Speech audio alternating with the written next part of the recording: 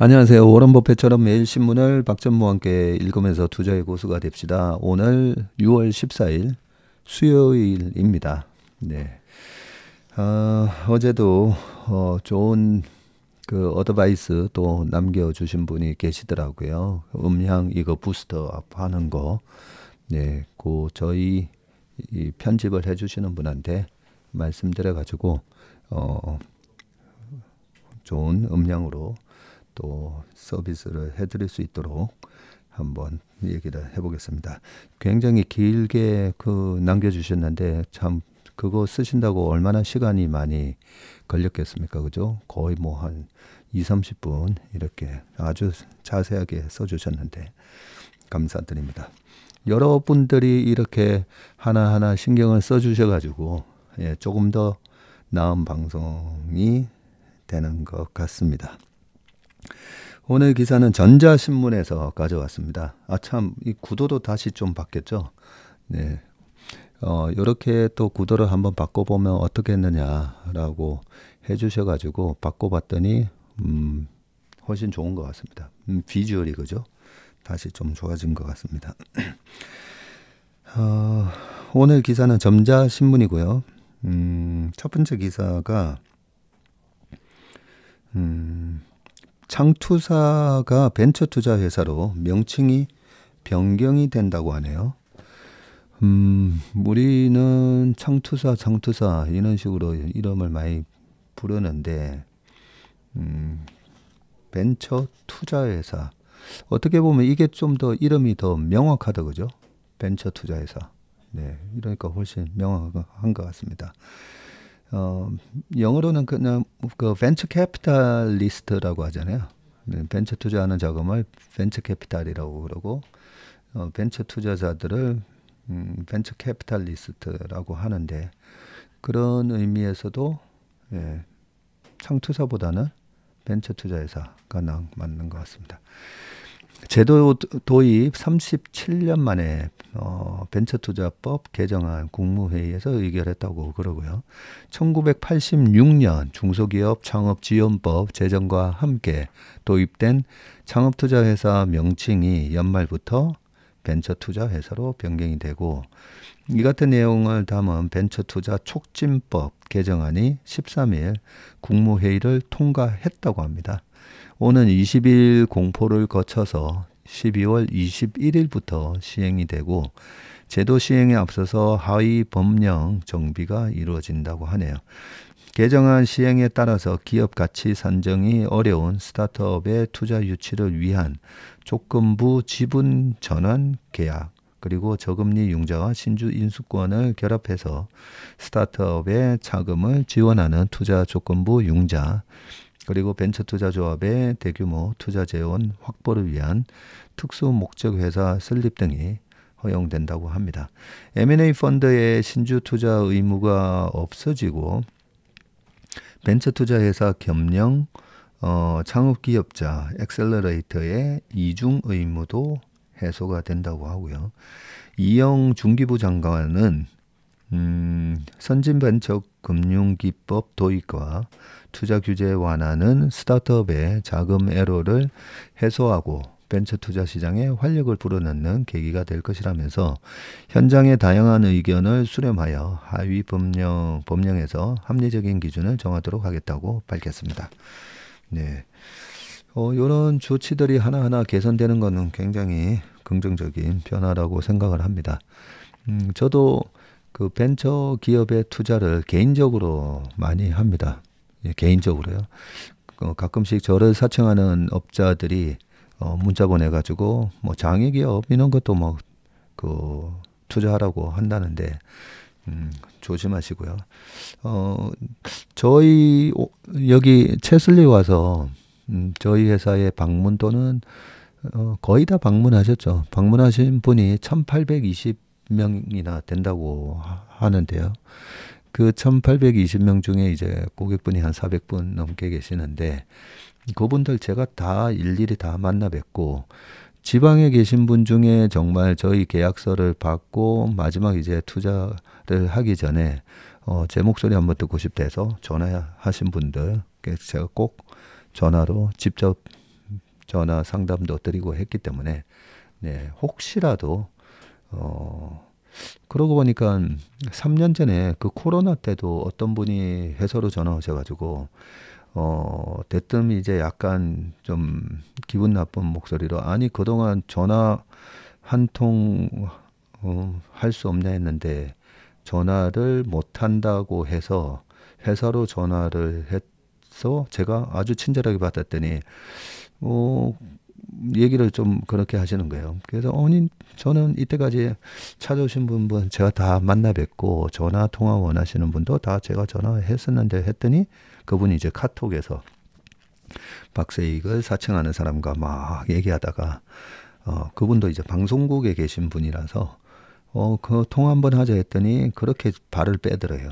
그래서 그분이 좀 화가 나셔가지고 아니 전화 한 통하는 것도 힘드냐 막 하다가 조금 이상해서 우리 회사로 그때 인피니티로 전화를 하셨었는데 제가 정말 전화 잘하셨다고 말씀을 드렸거든요. 그러니까 이 장애기업 얘기하다가 말이 좀 샜는데 예, 혹시라도 이 방송을 보시는 분 중에 그런 이상한 문자나 그런 투자 권유가 있으시면 반드시 저희 체슬리 투자자문 중소기업 회관 7층에 있습니다. 전화를 하셔서 박세익 전무랑 한번 통화를 해보고 싶다라고 반드시 그 얘기를 한번 해보십시오. 그러면 진위 여부가 판명이 되고요. 다시 벤처 투자 들어와서 장외 기업에 투자할 때 저는 투자 원칙이 일단 그 기업이 벤처 투자 기업인지 예, 그걸 먼저 확인을 하고요. 벤처 기업으로 중소 벤처 기업으로부터 이렇게 승인을 받은 그런 기업에 투자를 할 때는 소득 공제를 받을 수가 있습니다. 소득 공제. 3천만 원에 대해서는 100% 소득 공제고요. 5천만 원까지는 100% 초과분, 3천만 원 초과분에 75%인가 뭐 그렇고 5천 이상에 대해서는 50% 이런 식이기 때문에 만약에 세금을 한 35% 내는 분이라면 이렇게 벤처기업에 3천만 원 투자한 거에 대한 세금을 한 35% 해당되니까 거의 1,000만 원이잖아요. 그죠? 이렇게 돌려받을 수가 있기 때문에 그 부분은 상당히 잘 만들어져 있습니다. 왜 이런 세금 혜택을 주냐면요. 벤처기업이기 때문에 망하는 경우가 되게 많습니다. 그래서 제가 벤처기업은 상장돼 있는 기업이 아니라 상장 전 기업이거든요. 코스닥에 올라가기 위해서 한 5년 전부터 이렇게 막 준비를 해서 사업을 키워나가는 그런 회사인데 코스닥까지 상장하는 게 실질적으로는 뭐 100개 중에 1개도 안 될 겁니다. 네, 그렇기 때문에 굉장히 위험하고요.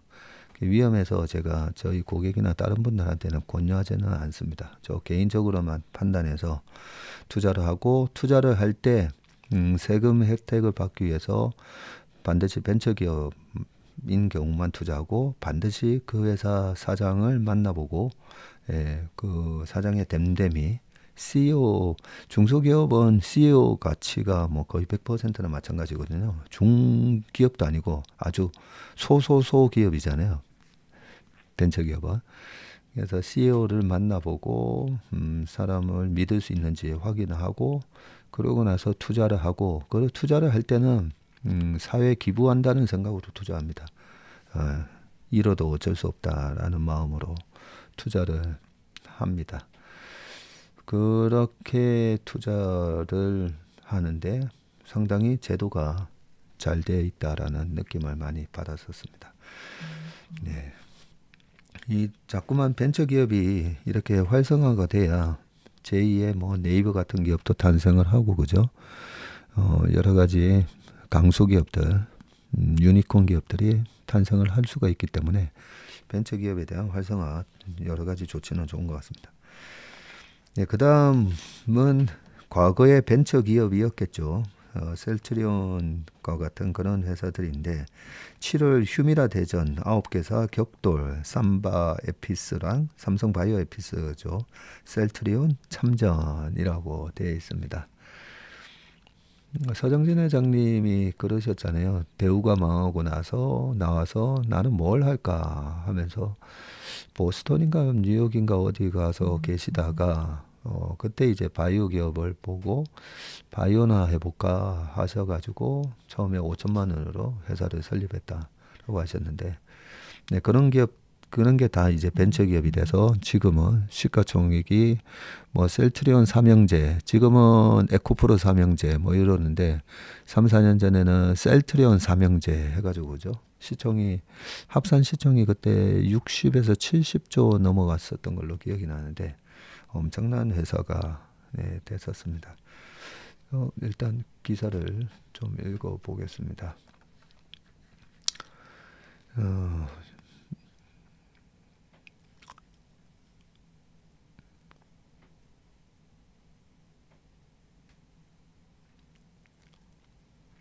여기 화면에다가 네이버 뉴스를 띄워놓고 읽다 보니까 여기 찾았습니다. 네, 기사를 다시 찾는 게 조금 익숙지가 않아서. 암젠이 선점에 나선 블록버스터 의약품 휴미라 바이오시밀러 미국 시장에서 다음 달부터 경쟁이 격화된다. 예, 바이오시밀러는 말씀드렸죠. 오리지널 바이오 제품을 비슷하게 만들어낸 카피 약품이라고요. 삼성바이오 에피스랑 셀트리온 그리고 화이자, 베링거 인겔하임 등이 7월부터 제품을 출시하면서 암젠 추격에 나서는데요. 암젠이 가장 먼저 출시한 휴미라 성분명이 아달리무맙이라고 합니다. 이 휴미라 바이오 시밀러인 암제비타가 5월 수량 기준 시장 점유율 0.7%를 기록했다라고 되어 있고요. 암제비타는 저농도 제형으로 지난 2월 말 출시되어서 바이오 시밀러 경쟁사 대비 약 5개월 앞섰는데 총 9개의 휴미라 바이오 시밀러가 경쟁하게 되자 저농도 제형으로 우선 시장을 선점하기 위한 전략에서다.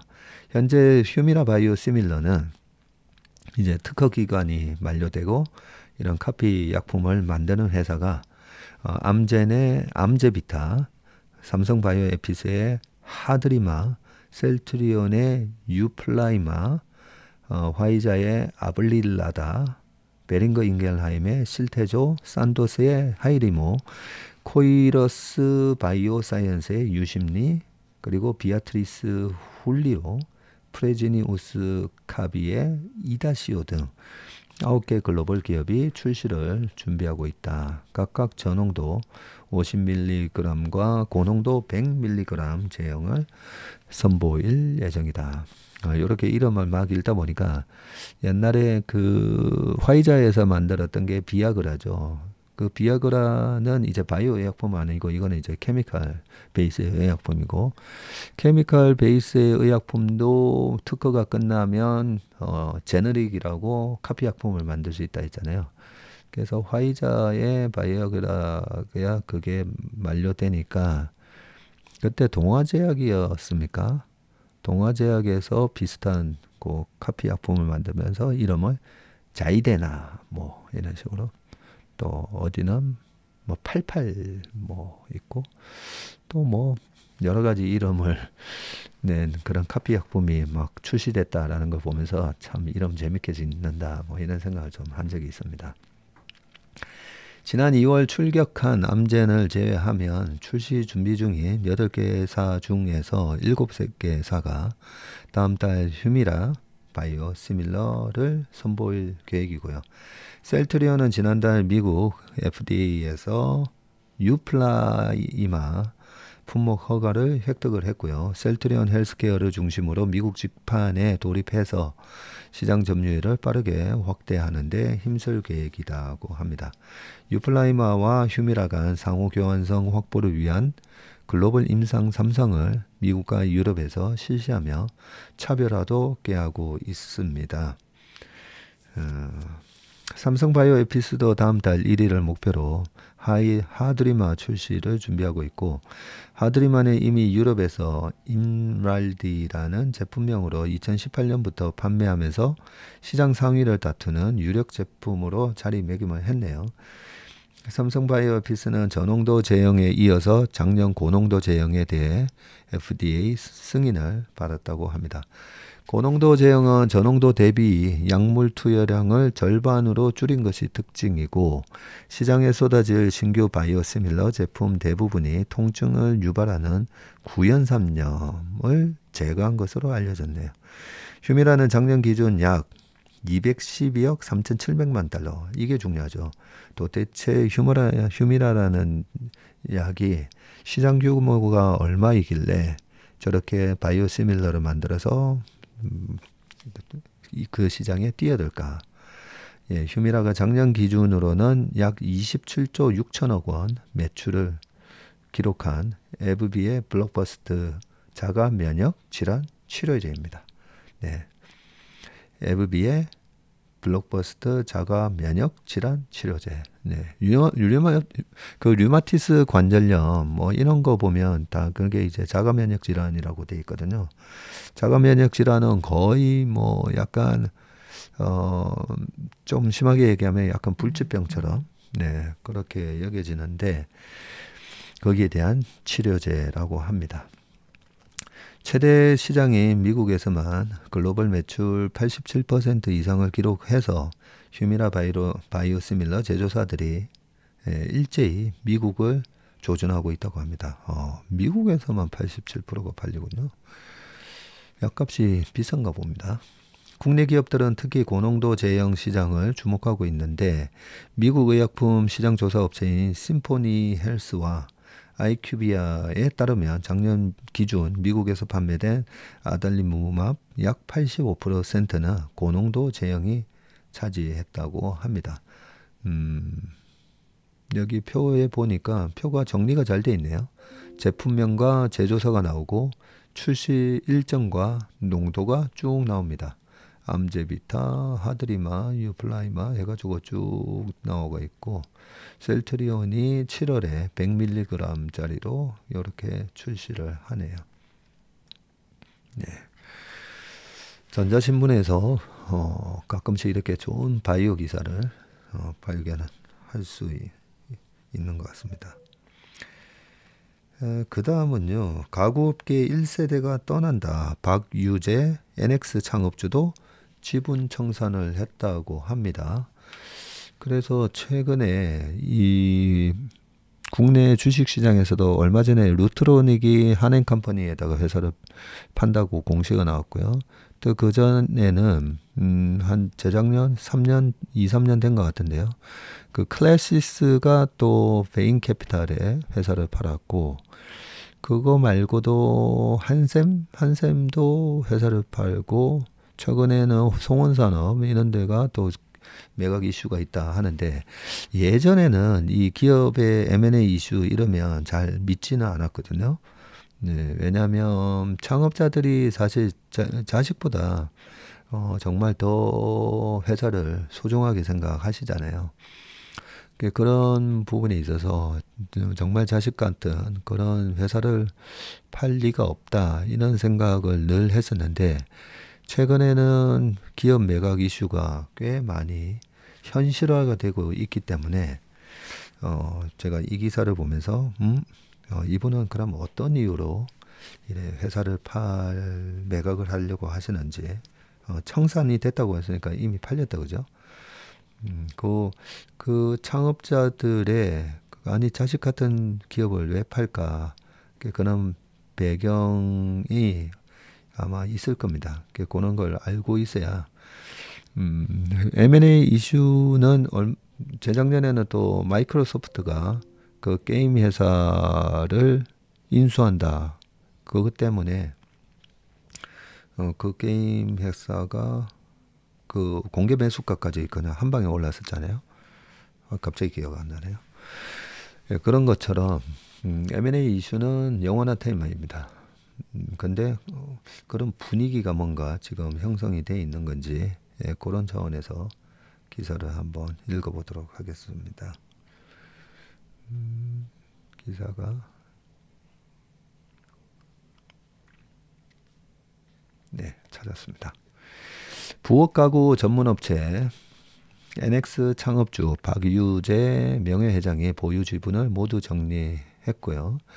지난 1971년 NX 전신인 서일공업사를 설립한 지 52년 만인데 국내 가구 시장을 이끌었던 1세대 창업주들이 물러나면서 가구업계 세대 교체도 가속화되고 있고요. 박 회장님이 보유하고 있던 NX 주식 225만 8,666주를 아들 박진규 NX 회장과 증손자 등 특수관계자 5명에게 증여를 했고요. NX 지분 3.77%에 해당하며 처분 단가는 기재하지 않았습니다. 지분 수정을 통해서 박진규 회장 지분은 22.36%로 1.27%포인트 늘어났네요. 회사 매각이 아니네요. 그냥 창업주 회장님이 아들과 증손자들한테 증여를 한 거네요. 네, 세대 교체가 이루어졌다 이런 거네요. 세대 교체를 하고 떠나신다. 네. 박명회 회장은 국내 가구 시장에 입식 주방 싱크대 개념을 도입한 입지전적인 인물이다. 지난 1971년 4월 서울공업사를 창업해서 주방가구 제조사 판매 사업을 시작했으며 1976년에 오리표 싱크로 상으로 바뀌었다. 오리표 싱크대가 NX가 만들었던 브랜드였군요. 지난 1992년 현재의 NX로 상호를 변경해서 2011년까지 NX 대표를 역임한 바 있는데 그는 2011년 박진규 회장에게 경영권과 주요 지분을 물려주고 경영 일선에서 물러났다고 하십니다. 지분 정리는 자연스러운 수순이고 그는 1934년생으로 올해 나이 90세의 고령이다. 연세가 많으시네요. 근데 사진은 박진규 사장님 사진이군요. 어쩐지 사진을 보면 그냥 50대 후반 60대 초반 정도 이렇게 보이시는데 사진은 아드님 박진규 사장님이시네요. 지난 2015년 한때 8,700원대를 형성했던 NX 주식은 리빙업팡 아쿠아로 한 주당 600원대까지 떨어진 상태라네요. 그렇게 많이 떨어졌어요? 주가가? 잠깐만 한번 보고 오겠습니다. 네, NX 돼 있고 먼저 이런 거 볼 때 그 FM 가이드라든지 기업 평가 회사들이 만들어 놓은 자료가 네이버에도 다 있지 않습니까? 그죠? 여기 보시면 NX 재무제표부터 먼저 딱 열어보면 되는데요. 재무제표가 그동안 좀 안 좋았었네요. 2018년도에 영업이익 9억, 당기순이익 12억 난 이후로 2019년, 20년, 21년, 22년 마이너스 38억, 마이너스 89억 하다가 2021년도에는 영업이익은 123억 적자인데 당기순이익이 100억이 났습니다. 그리고 22년도에는 또 영업이익이 마이너스 235억, 그리고 당기순이익도 마이너스 235억. 적자가 많이 났었네요. 그리고 자본 총계가 지금은 적자가 많이 나다 보니까 443억인데 영업이익이 123억이나 적자가 났는데 이익이 100억 났다라는 말은 가구 회사들이 보통 가구 공장을 갖고 있기 때문에 땅이 좀 많지 않습니까? 그죠? 아마 자산 재평가를 하면서 재평가 차익이 좀 있지 않았나 뭐 그런 생각이 살짝 듭니다. 네. 다시 기사로 좀 돌아와서 읽어보겠습니다. 어, 주가가 낮은 잠깐만요. 그래서 시총이 지금 얼마죠? 시총이 400억이네요. 지금 순자산이 지금 자기 자본이 그죠? 443억이니까 예, 지금 순자산 가격도 순자산 가격만큼 시가총액이 406억 예, 요렇게 형성이 되고 있습니다. 외국인 비율이 0.82%. 외국인이 살 리가 없죠. 이런 회사를. 예, 주가가 2015년도에 진짜 8,700원까지 갔던 주가가 676원까지 떨어졌으니까 고점 대비 92% 마이너스가 나고 있는 상황이네요. 코스닥 기업은 보통 영업이익이 3년 연속 적자고 4년째 적자가 들어가면 이게 주인과 관리 대상 종목으로 지정이 되기 때문에 영업이익을 억지로 플러스로 내는 경우도 있는데 이 회사는 거래소 종목이니까 그런 거에는 해당 사항은 아마 없나 봅니다. 네.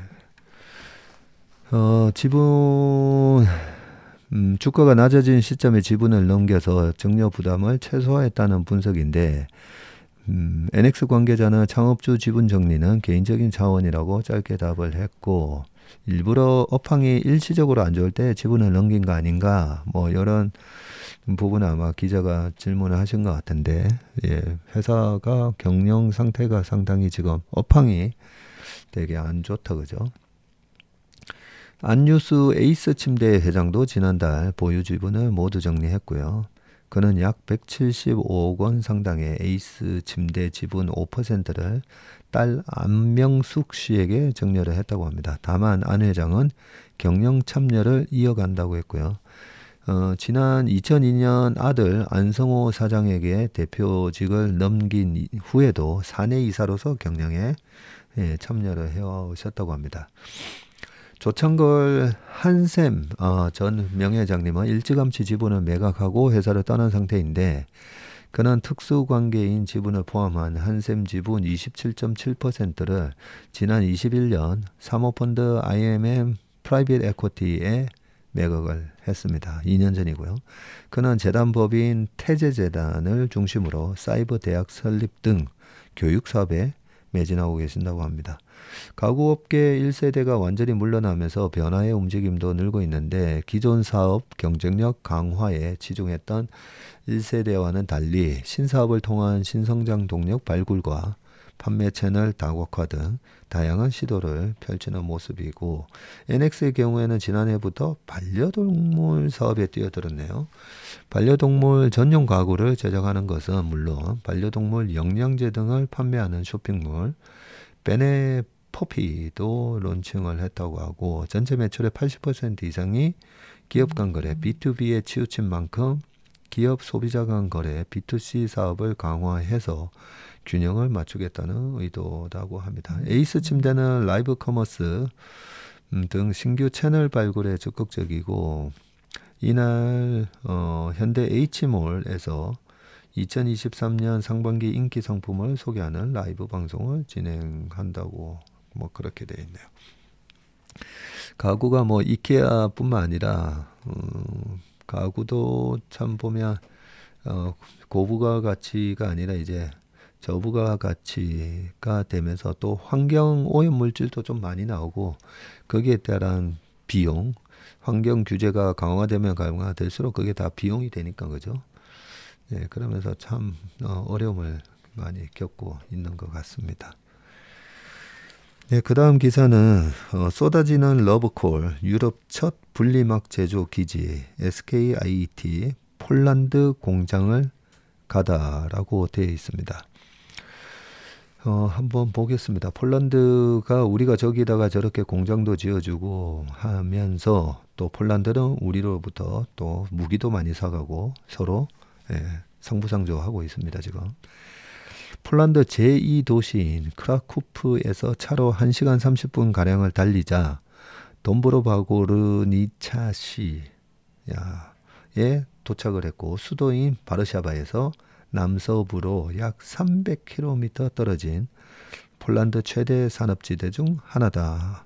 서울에서는 거의 뭐 대구 정도 되겠다, 그죠?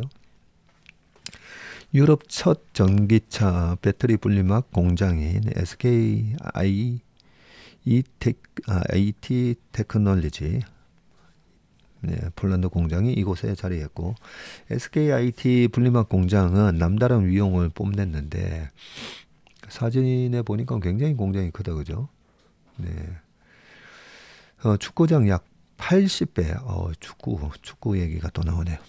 축구장 약 80배 크기에 달하는 17만 평 규모 거대한 부지 위에 지어졌다고 합니다. 이곳에서 전기차용 배터리 핵심 부품인 리튬이온 배터리 분리막을 생산하고요. 유럽 지역 분리막 수요 확대를 예측을 하고 2조 2천억 원 규모로 선제 투자를 했다고 합니다.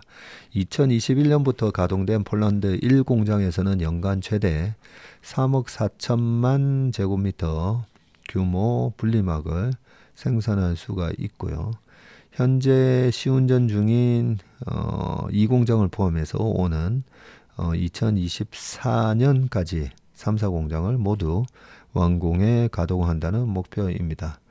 1에서 4공장이 모두 가동이 되면 연산 15억 4억 평방미터 규모 분리막 생산 능력을 갖추게 되고요. 중형 전기차 약 205만 대에 쓰이는 배터리에 공급할 수 있는 양이라고 합니다. 중형 전기차 약 205만 대. 2025년이면 유럽 지역 내 분리막 전체의 30%에 가까운 수요에 대응이 가능할 것으로 보고 있다네요. 현지에서 만난 마르칠 바지락 돈브로 바고르니차 시장은 이름이 되게 어렵습니다. 과거 돈브로 바고르니차는 철강과 탄광업 위주였지만 SKIT 분리막 공장이 들어선 이후 전기차를 중심으로 하는 친환경 산업 생태계의 전환이 빠르게 이루어지고 있다고 전했습니다. 분리막은 리튬이온 배터리 4대 핵심 소재 중 하나죠. 양극과 음극의 접촉을 차단을 하고 리튬이온 이동 통로를 제공해주는 역할을 합니다. 음극과 양극이 만나 단락이 발생할 경우 화재로 이어질 수 있는 만큼 안정성을 담보하는 핵심 소재입니다. 1공장 내부로 들어서자 후끈한 열기와 엄청난 소음이 압도했는데 SKIT가 만드는 습식 분리막은 폴리올레핀과 오일을 혼합한 일종의 반죽을 고온에서 압축해서 시트를 재주조하는 공정으로 시작된다고 합니다. 이 분리막 생산 유닛 이경구 PM은 균일한 결과물을 만들기 위한 온도 조절이 핵심 기술이라고 하고요. 두께를 늘리고 강도를 향상시키기 위해서 시트를 가로와 세로로 순차적으로 늘리는 축차 연신 공정은 SKIT가 세계 최초로 상업 생산에 성공을 했었다고 하네요. 습식 분리막 생산 공정의 핵심인 추출 공정에서는 용매를 이용해서 분리막 내 오일 성분을 제거해서 기공이 형성되도록 하고요. 이후 열에 의한 수축이나 변형을 방지하기 위한 열처리 공정을 거쳐서 두루마리 형태로 감는 와인딩 공정을 거치면 반제품인 이 LIBS 원단이 완성된다고 합니다. 롤 형태의 원단은 천장에 설치된 오버헤드 트랜스퍼를 통해서 자동으로 세라믹 코팅 공정으로 옮겨지고 원단 위에 열에 강한 세라믹을 코팅을 해서 분리막이 수축되거나 찢어지는 것을 또 방지한다고 하네요. 코팅을 마친 분리막은 자동화 물류 설비를 통해서 창고로 보내진다고 합니다.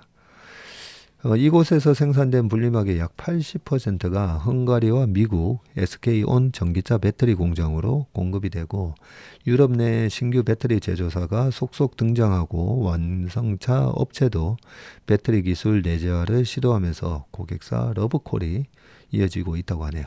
미국 IRA법에 대응한 북미 현지 공장 구축까지 약 3, 4년의 시간이 소요되는 만큼 그 이전까지는 폴란드 공장 생산품으로 대응할 계획이라고 합니다. 박병철 SKIT 폴란드 법인장은 글로벌 고객사로부터 많은 문의가 오고 있어서 샘플 요청에 대응하느라 분주하다고 하고요. 고객 포트폴리오 다양화를 통해서 장기적으로는 SK온과 글로벌 고객사 비중을 50대 50 수준으로 가져가는 것이 목표라고 설명을 했습니다. 향후 유럽에서는 한중일 분리막 기업 간 경쟁이 치열하게 전개될 전망인데 헝가리에는 일본 도레이 분리막 공장이 있고 도레이가 이미 진출해 있네요. 중국 시니어와 상하이 에너지는 스웨덴과 헝가리에 공장을 또 짓고 있네요. 특히 가격 경쟁력을 무기로 글로벌 시장에 진출하는 중국 기업들과 진검 승부가 이뤄질 것으로 보인다. 박 법인장은 중국 내수 시장에서 경쟁할 때는 보조금, 환경규제, 산업생태계 등에서 열세에 있을 수밖에 없었지만 글로벌 시장에서는 같은 조건에서 경쟁할 수 있게 되어 생산성, 기술, 품질 경쟁이 중요해질 것이라면서 동시에 원가 경쟁력을 높이기 위해 공장 자동화를 확대할 계획이라고 강조를 했습니다. 네, 마지막이 참 중요한 얘기가 많았다, 그죠? 시장이 뭐 200만 대, 몇만 대 그런 거에 대응하는 건 좋은데 그 시장에 얼마나 위협적인 경쟁자가 있는지 그런 게 중요한데 지금 이 유럽에서만 한중일 기업 간 경쟁이 치열하게 전개되고 있다고 합니다. 그 다음 기사는 국제전기차 충전단체 테슬라 충전 방식 미국 표준이 아니다라는 기사인데요. 최근에 테슬라가 지금 12일 연속 상승했나요? 13일 어젯밤까지 13일 연속 상승을 한 것 같은데 최근 그렇게 많이 올랐으면서도 한 번 더 또 점프업을 하고 있는 게 이 테슬라 충전 방식을 포드랑 GM이 따라가기로 했다. 뭐 요 얘기가 나오면서 더 힘을 받았는데 한번 보겠습니다. 테슬라의 전기차 충전 방식은 아직 미국 표준이 아니며 업계의 개방형 충전 생태계를 제공하지도 않을 것이라는 주장이 나왔고요. 로이터에 따르면 국제전기차 충전 기술 협의체 차린은 기존 미국의 표준 충전 방식인 CCS 방식을 지지한다고 밝혔고요. 차린은 미국 전기차 충전 표준을 마련하기 위해 구성된 업계 단체라고 합니다. 이 같은 차린의 입장은 최근 테슬라 충전 방식이 빠르게 확산되는 과정에서 나와서 주목이 되는데 GM과 포드 등 미국 자동차 업체들이 테슬라 충전 방식을 전격 채택한 데다 조 바이든 미국 행정부까지 이를 선호하는 것으로 알려지면서 테슬라 방식이 대세로 굳어지고 있는데 이에 차린은 테슬라 전기차 충전 방식인 NACS의 표준화 심사를 위한 태스크포스를 소집할 계획이라면서 표준화 과정은 업계 전문가 심사를 포함해서 이해 당사자들의 참여 등 개방적으로 이루어지게 될 것이라고 얘기했고요. 앞서 GM과 포드 등은 2025년부터 자사 차량에 이 테슬라의 NACS 연결 포트를 기본 장착하겠다고 발표를 했고요. 테슬라와 포드, GM이 제휴를 맺으면서 NACS 방식이 미국 전기차 시장의 60%를 점유할 것으로 지금 추산이 되고 있습니다.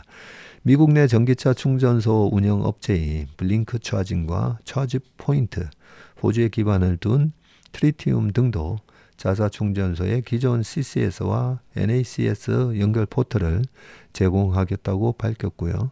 스위스 충전기 제조업체 ABB 미주법인도 NACS를 제공하기로 하고 설계와 테스트를 진행 중이라고 합니다. 미국 백악관 역시 지난 9일 CSS와 NACS를 커넥터를 동시에 제공하는 전기차 충전소에 연방 보조금 수십억 달러를 제공한다고 발표를 했네요. 로이터는 CSS와 NACS 등이 원활하게 호환될 수 있을지 두 개의 표준이 동시에 존재할 경우 공급업체와 고객 비용 증가 등에 대한 우려가 제기된다면서 아직 해결해야 할 난제들이 남아있다고 덧붙였습니다. 네, 그 다음, 기사를 다 했네요, 벌써.